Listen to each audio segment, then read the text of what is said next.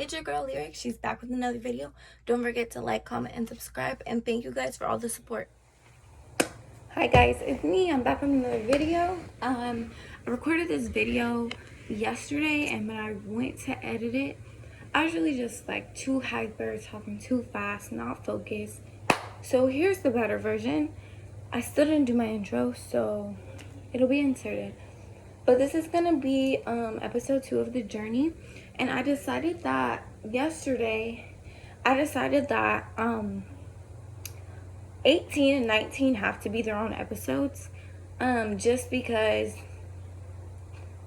a lot happened at 19, so it really has to be its own episode, because this video would end up being like 35 minutes long, maybe longer, which is not a problem. But there's periods of my life that were so important, and 18 and 19 are just really where it all really like started, in a sense, like where my thoughts became action. So I really just want to focus in on sorry guys, my window's open, so if you hear anybody, it's my window. But I really just want to focus in on 18, and then my next video will be 19, and then my next video about that, I'll talk about 19 or whatever. Okay, so let's just jump right into it. So 18, I was a senior in high school and I was 18. Birthday's in April, so we graduated in May. So I was pregnant with Josiah because I did get pregnant at 17 and a half. So we could probably go like 17 into 18. We'll talk about pregnant Lyric. There we go. Pregnant Lyric with depression. That will be the episode title. Well, it'll be journey to whatever. Okay, but basically, so pregnant. So when I was pregnant, when you're pregnant, you're very hormonal. Well, pregnant into mom Lyric. Sorry guys, I keep having like phew. But when you're pregnant, you're very hormonal. Your hormone levels are like through the roof. There's a lot going on. So imagine a very hormonal girl who also is suffering with depression, or however you want to. So that was me. I was very hormonal, pregnant, very up and down with moods. But then I had my son at 18, so here comes Josiah. And when Josiah comes, I actually get postpartum depression shortly after his arrival. And if you don't know what postpartum is post-pregnancy depression. And it's very common in a lot of women. So if you just had a baby and you feel depressed, don't worry, it's normal. But I tried to write my depression off as postpartum because I didn't want to feel weird. So basically, I had my son, and after I had my son, I still felt very unmotivated, if that makes any sense. So I was very happy because I had my child, but I still was very, very depressed in the sense that I was unmotivated. I didn't want to do much. I didn't want to get out of bed. I didn't want to change diapers. And it's not because I didn't love my son, but that's just what depression does. Like, you could be happy and still be so depressed, right? So thank the Lord for my twin brother, because my twin brother would come and he'd grab him. I guess he could see that I was like stressed or like frazzled or just wasn't myself. He would come grab him for hours at a time. This is before he moved to South Carolina, but he would come grab him for hours at a time and just really, really help me, in a sense that I didn't really know what was wrong with me, but I knew something was up, if that makes any sense. So I googled like depression after pregnancy, and that's when postpartum pops up. So I wrote off all of my depression, like 16, 17 depression. I wrote it all off as postpartum because I was really just nervous. Like, it was really easy for me to be like, hey, I have postpartum because that's normal. But I was super nervous to say, hey, like, something's wrong with me. I have postpartum, and I also suffer with, there's other thoughts going on inside of my head. So after I had Josiah, I was really super focused on school and just trying to be the best mom, right? Really stressing trying to be the best mom. But what I lacked to understand was I couldn't be the best anything. I couldn't be the best Lyric, the best mom, the best daughter, the best sister, because I was struggling and having this internal war with myself that was making me lose who I was. So one thing I want to say to like new moms, it is very important to remember that you are still a person. Yes, you are a mom, but you are still a person, and don't forget that. And don't try to be super perfect. Like if you know you suffer from depression and you have a baby, don't try to be super perfect. Don't let your anxiety get the best of you, because my anxiety did get the best of me, and it ended up me not being able and capable to be the best mom I could possibly be, right? So anyways, so I have my son, Googled postpartum, wrote it off as postpartum, but I was diagnosed with depression, as you guys knew in the first video I explained. I opened up. So diagnosed, so I already had that depression, not knowing I was diagnosed, because I didn't get diagnosed till years later, like 4 or 5 years later. So I'm dealing with that chronic depression and then postpartum on top of it. So that's a whole lot of emotions going on, right? And so there were times, so I would go to school. I went to school at 18, still going to school, went to college. I worked at Chick-fil-A, really just trying my best to keep myself busy and not think about what the thoughts that are going into my head, which at the time seemed amazing, but at night is when it would really hit me, like, you're not okay. And that's when a lot of suicidal thoughts would occur, was at nighttime, when I couldn't run from how I was feeling anymore. I couldn't run anymore. I had to deal with it, and it wasn't me dealing with it. It was really just my depression overcoming me and giving me anxiety and making me think all these negative things and really giving me suicidal thoughts. And I can say that I did attempt my first attempt at suicide. I was 18 years old. And I remember that day so clearly. I'm not going to explain how I did it, because if anybody's watching and they're thinking about it, I don't want to give anybody any ideas on how. But I remember the first time I ever tried, and the fact that I wasn't scared is a big indicator, like, I need help, right? But that's not how I took it. But I was 18, I was at my house by myself. I just dropped my son off at work. Just dropped my son off at school. And then I had school on Tuesdays and Thursdays, and I had work at Chick-fil-A from 6 to 2 every other day. So I was at home by myself, and something in me, I just woke up not feeling it. Mind you, I never really woke up feeling like it, because I was like young and I didn't know how to express how I was feeling. I didn't know how to ask for help, because at that time mental health wasn't like a thing that was being talked about then, right?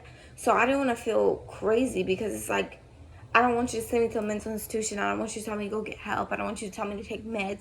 I don't want to be on all this stuff. So I'm really overthinking it. So I'm like, okay, just try to be okay as possible. But that day just really started it all for my suicidal thoughts turning into actions. And I thank the Lord that none of it ever worked.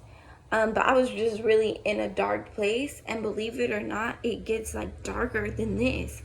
But the first time I ever tried to commit suicide, I was at home by myself, and I was at home by myself, and I tried it. I think I tried 3 different ways that time, and I was like, I'm not gonna go to school. I'll just hope it works. It ended up not working, so I ended up like going to like my second class or whatever. But the whole ride to like school, I was like, I should crash my car, or I should run into this tree. Like really just really letting my depression really overcome me and overtake me. And I want to say to anybody who feels like this, talk to somebody in that moment. Don't feel weird. Don't be scared. Don't be shy.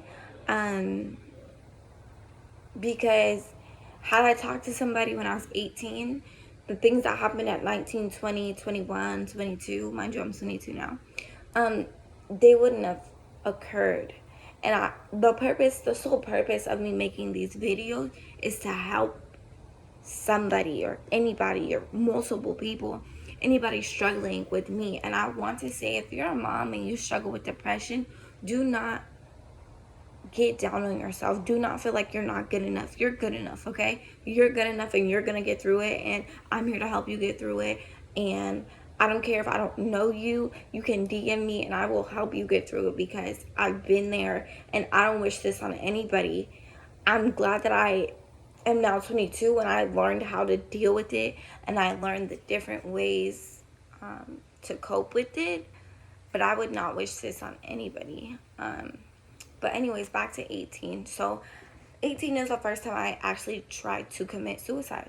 And the crazy thing is, when it didn't work, I wanted to try again. And did I try again right away? No. Like, there was weeks that went by that I let my suicidal thoughts go by. And it almost became like a game where I would have to go to work and act okay and be in front of my mom and act okay and pretend to be okay. But in my head, the thoughts that were going on in my head, nobody knew. Nobody knew yet. Slowly, people were like, lyrics acting weird, or lyrics getting off, or, slowly, but not quite yet, because it wasn't, I was like, okay, well, I don't want people to know, like, I'm not going to be one of those, oh, I'm just going to kill myself for attention, like, I'm going to kill myself because I don't want to be here, right? So it's like, I wouldn't tell anybody. But there I had, when I was 18, I think I tried to kill myself maybe 6 times. Yeah, a total of 6 times. And believe it or not, at 19, it got way worse. Like, you would think, okay, I've tried to kill myself multiple times, let me go try to get help. But I was just really nervous, really scared to talk to anybody. I remember the second time I tried, somebody ended up coming home that day. So I was like, really, just more like, I didn't want anybody to see me, witness me doing it. I just wanted them to walk in and me be gone, right? I didn't want anybody to stop me. Which like I said, I thank the Lord up above for having his hand and grace on me and not letting any of this go through. But 18, I really started to go off the deep end. Like, I really, and then I was more scared to tell anybody because I didn't want my son to be taken away from me. But hindsight, not that I did anything to my son, because I didn't, just saying hindsight wise, I'm really appreciative of my mom, because she really, like, stepped up when I couldn't be there because of my depression.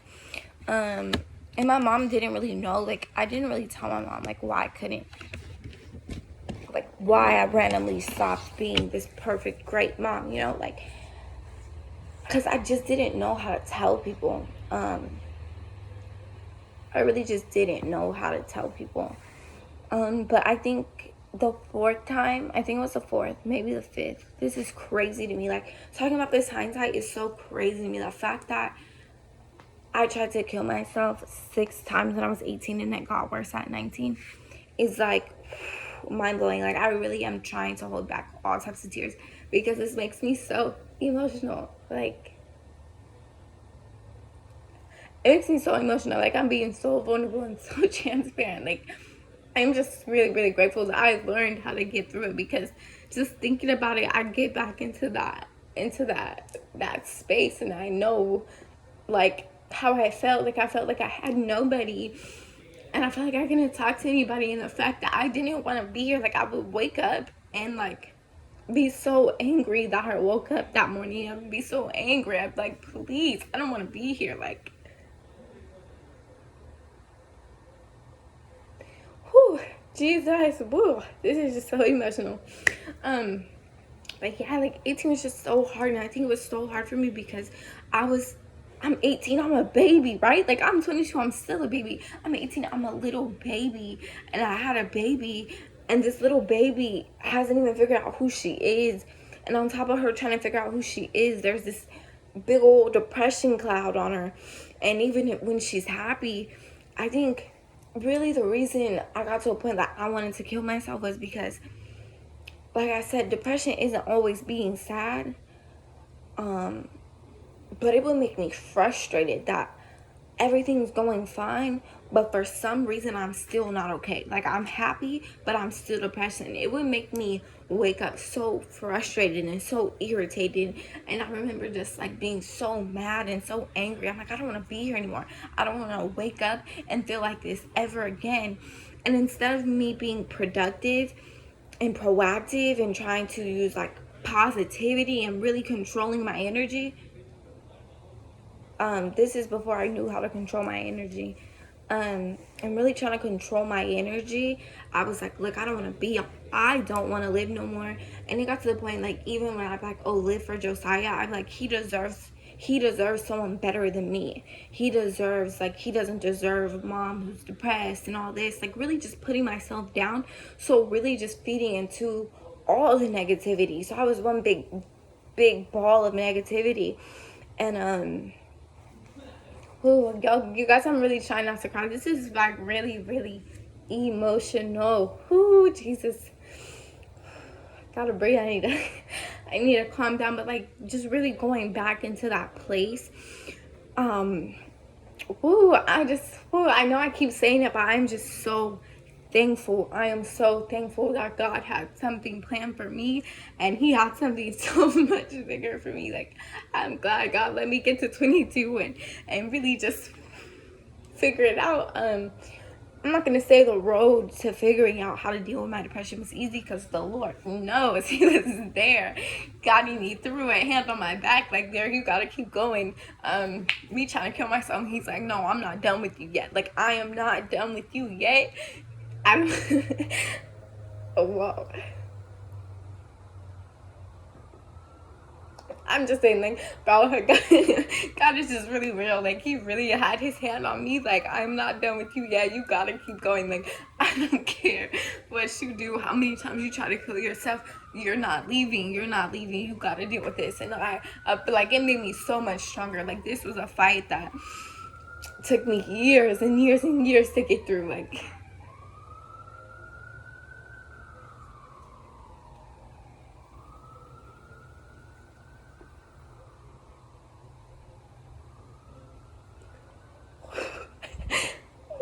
y'all, I am so sorry. I did not think I would be crying. I did not think I would be crying on camera, but it's like a mix of emotions. Woo. And like, y'all don't understand. Y'all don't understand. I like wanted to tell my friends so bad. I wanted to like be like, help me so bad.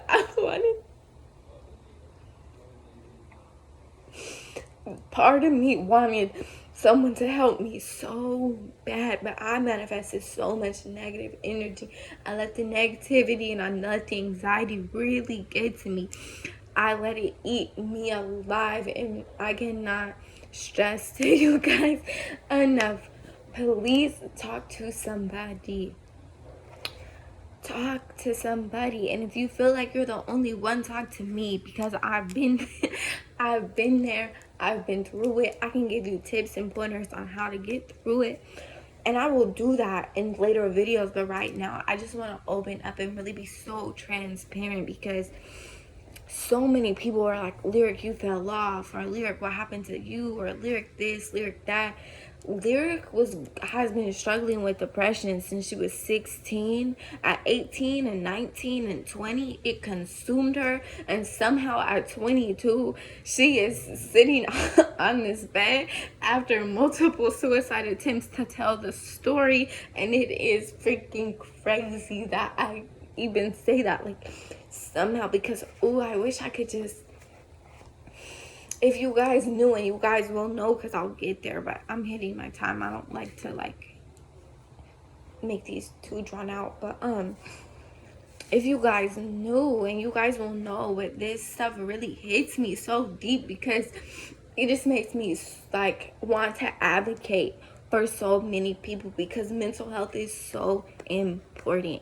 And people understanding, people who have mental health issues, people understanding the difference between feeling depressed and dealing with depression, people knowing the difference between situational depression and living with depression every day you wake up. Just really, I really want to advocate so much because I felt like I had nobody, and even though I know there's now hindsight, I know to at least a handful of people who would have came to my beck and call, but I understand if you're not there and you feel like nobody understands. I'm telling you I understand, and I'm telling you to DM me, text me, Snapchat me, use me as a tool. I'm here because I want to advocate for mental health because it is so important. And if anybody feels how I did, I want to be that person to get you to where I am now. I don't want you to have to go through multiple suicide attempts. I want to stop it. I want to help you be proactive. I'm going to teach you how to manifest and all this great stuff. I'm going to wrap it up because, like I said, it's getting long. This one was really, really emotional. 19 will be super emotional because, believe it or not, 19 and 20 are really where things just really unfold. And I'm gonna need notes for that. Things just really unfold, and it's like I was in a hole, but 1920, that hole got so deep. But here I am, guys, and I got out of it. So I appreciate everybody for watching. I appreciate all the support. This is really getting so much more support than I ever thought it would, and I really appreciate you guys, and I will see you next time.